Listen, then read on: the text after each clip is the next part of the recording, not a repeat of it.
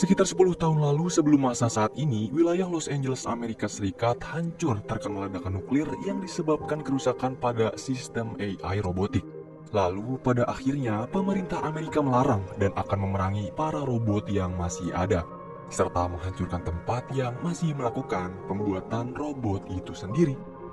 Alhasil, robot yang tersisa melarikan diri ke New Asia, satu-satunya wilayah dunia yang sangat menerima perkembangan revolusi AI, termasuk negara kita tercinta, Indonesia. Tidak membutuhkan waktu lama, Amerika Serikat langsung memulai penyerangan ke setiap wilayah yang disinyalir menjadi tempat robot berkumpul dan masih mengembangkan teknologi AI. Dengan bantuan stasiun militer luar angkasa yang bernama Nomad, Amerika Serikat dengan mudah menemukan itu semua. Selanjutnya kita akan berfokus dengan seorang pria bernama Joshua Tyler yang sedang asik bermesraan dengan istrinya bernama Maya yang saat ini sedang mengandung. Tyler sendiri bukanlah pria biasa. Dia adalah seorang sersan dari militer Amerika Serikat yang diutus untuk memata-matai Maya serta paguyubannya karena dicurigai sebagai orang Asia yang masih mengembangkan teknologi AI hingga saat ini. Menurut pemerintah, Maya adalah seorang nirmata terakhir yang tersisa. Nirmata sendiri merupakan sebutan untuk seseorang atau keturunan yang menjadi pencetus pertama pengembangan teknologi AI di masa ini. Tapi setelah beberapa tahun memata-matai Maya, hati Tyler menjadi luluh oleh kecantikan dan kebaikannya. Ia pun melupakan profesinya sebagai mata-mata dan benar-benar mencintai Maya, lalu memutuskan untuk mempersuntingnya. Sampai suatu malam, pasukan Amerika mendatangi tempat Maya dan paguyubannya berkumpul. Kemudian, seorang manusia separuh robot bernama Harun datang bersama pasukannya, sambil membawa salah satu prajurit Amerika yang berhasil mereka tangkap ke hadapan Maya dan Tyler. Melihat kalau yang mereka tangkap adalah salah satu rekannya di militer bernama Drew, Tyler langsung beralibi akan menginterogasinya seorang diri. Drew memberitahu kalau tugas Tyler memata-matai telah selesai. Pihak pemerintah akan mengambil alih tindakan dengan melakukan serangan langsung. Secara tiba-tiba dari belakang Maya datang dan mendengar semua percakapan mereka. Maya pun sangat kecewa dengan apa yang ia dengar dan kenyataan bahwa selama ini Tyler adalah mata-mata Amerika Serikat. Seketika Maya berencana akan menghabisi nyawa Tyler, akan tetapi ia menahan Maya dengan mengaku bahwa memang benar dia adalah mata-mata. Namun rasa kasih dan cintanya terhadap Maya juga calon anak mereka bukanlah kebohongan belaka. Tyler juga mengajak Maya untuk lari dari sana, pergi ke tempat yang sangat jauh dan membesarkan anak mereka bersama-sama. Maya sudah terlanjur kecewa, namun masih tetap cinta dengan Tyler, membuat ia akhirnya memutuskan untuk kabur bersama seluruh anggota paguyuban meninggalkan wilayah tersebut. Naas, upaya Maya melarikan diri malah menjadi bencana bagi dia dan anggota paguyubannya. Dengan mata kepalanya sendiri, Tyler menyaksikan istri dan calon anaknya wafat di bom Nomad. Kejadian tersebut membuatnya sangat terpukul, meski sudah melewati masa pemulihan selama 5 tahun di Amerika. Profesi Tyler sebagai mata-mata telah berakhir. Kini ia bersama beberapa temannya menjadi petugas pembersih wilayah bekas ledakan nuklir di Los Angeles. Sepulangnya bekerja, setiap malam Tyler masih teringat dengan berbagai kenangan saat dulu masih bersama mendiang istrinya. Satu-satunya cara Tyler menenangkan diri adalah dengan berendam di kolam renang tetangganya. Selesai menenangkan diri, Tyler didatangi oleh Jenderal Don Howell.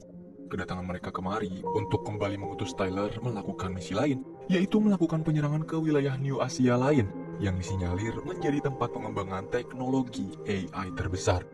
Pemerintah Amerika juga menduga kalau ilmuwan Asia di wilayah itu sedang melakukan pembuatan senjata AI paling berbahaya yang bernama Alpha O.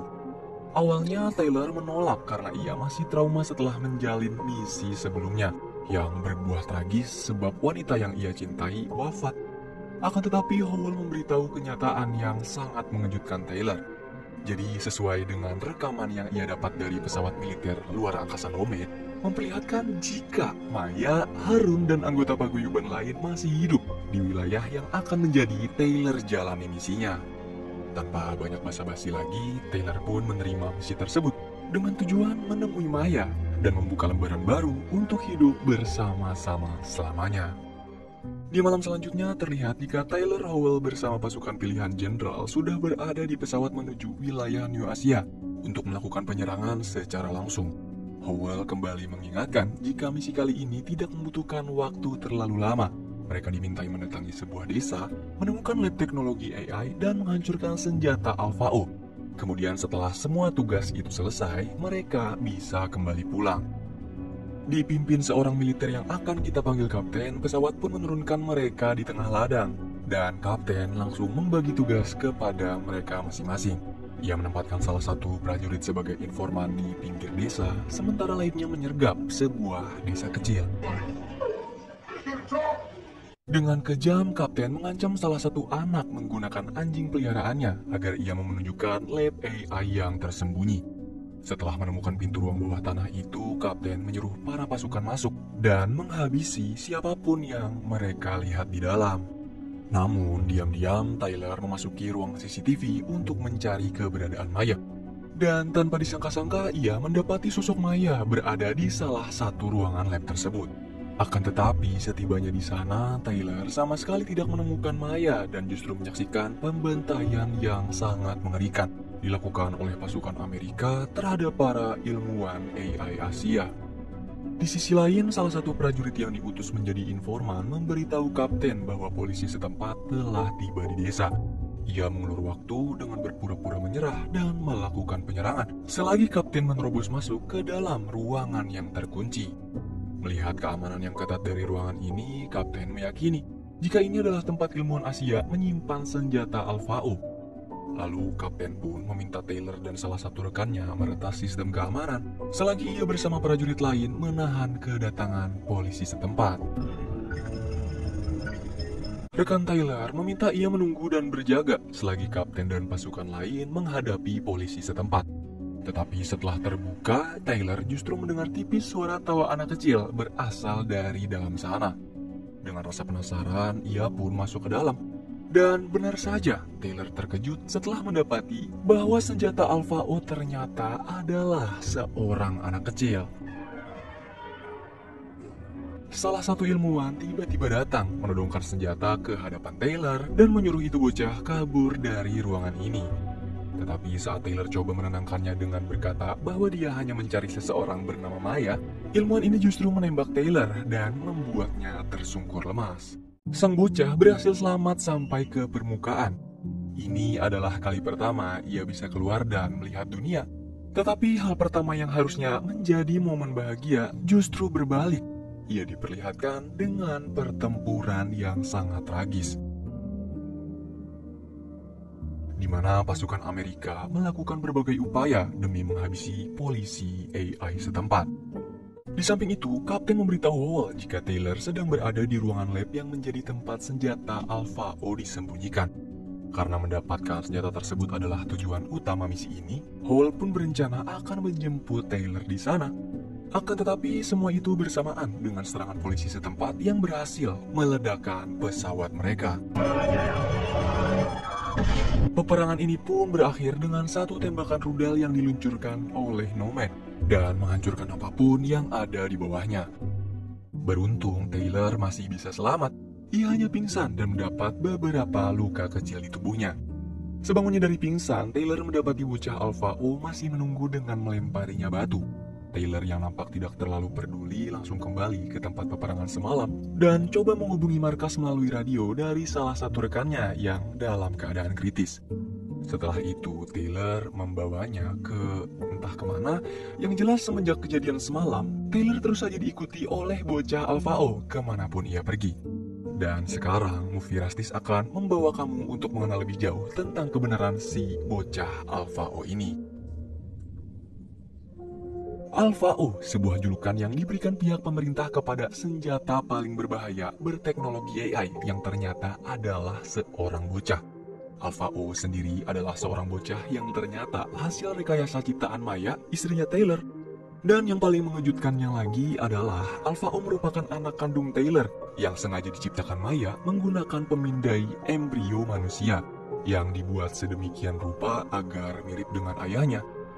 Jadi, beberapa minggu sebelum Amerika melakukan serangan ke paguyuban di New Asia, Maya melakukan modifikasi wujud Alpha O dan menjadikannya sebagai AI tercanggih yang pernah diciptakan.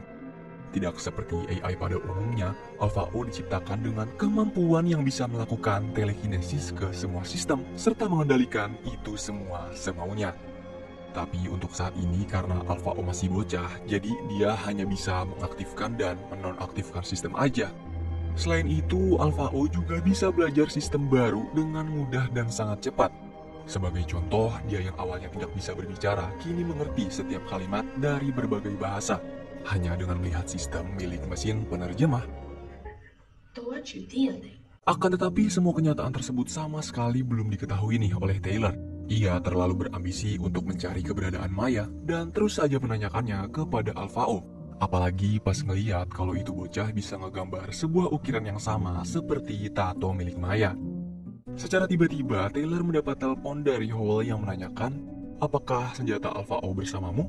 Karena Taylor masih belum tahu, ia pun menjawab Howell kalau yang bersamanya saat ini hanyalah seorang bocah AI. Kemudian, Howell memerintahkan Taylor untuk menghabisi anak tersebut. Dan akibat percakapan itu, keberadaan Howell berhasil ditemukan polisi setempat. Begitupun dengan keberadaan Taylor yang diketahui salah seorang warga sipil. Merasa keberadaannya terancam dan sudah tidak aman lagi, Taylor menghabisi warga sipil tersebut. Kemudian berencana kabur membawa rekan dan Alpha O sebelum polisi setempat menangkapnya. Alpha O berhasil menyalakan mesin mobil menggunakan telekinesisnya dan berhasil kabur dari serangan para polisi. Taylor berencana akan meninggalkan wilayah ini. Tapi di tengah perjalanan, mobil yang mereka kendarai kehabisan bahan bakar. Beruntung Taylor kedatangan sebuah keluarga lokal yang bersedia memberikannya tumpangan. Dan karena keadaan rekannya ini semakin kritis, Alpha O pun menonaktifkan sistemnya, membuat ia wafat dengan tenang. Di sisi lain, Howell dan kapten yang ternyata berhasil selamat dari ledakan pesawat sebelumnya harus ditahan oleh polisi. Namun kemampuan mereka sebagai prajurit terlatih berhasil melumpuhkan polisi dan mendapatkan mobil untuk mencari Taylor. Mereka berhasil mengejar Taylor menggunakan radar yang berasal dari rekannya. Tapi setibanya di sana, Howell tidak menemukan apa-apa selain sebuah jasad. Tidak kehabisan akal, Howell memindai otak dari ingatan yang masih tersimpan di dalam kepala dia dan memindahkannya ke dalam memory card. Kemudian memory card tersebut ia masukkan ke dalam pikiran salah satu polisi yang masih setengah sadar untuk mendapat informasi terakhir Taylor yang berencana akan kabur dari wilayah New Asia.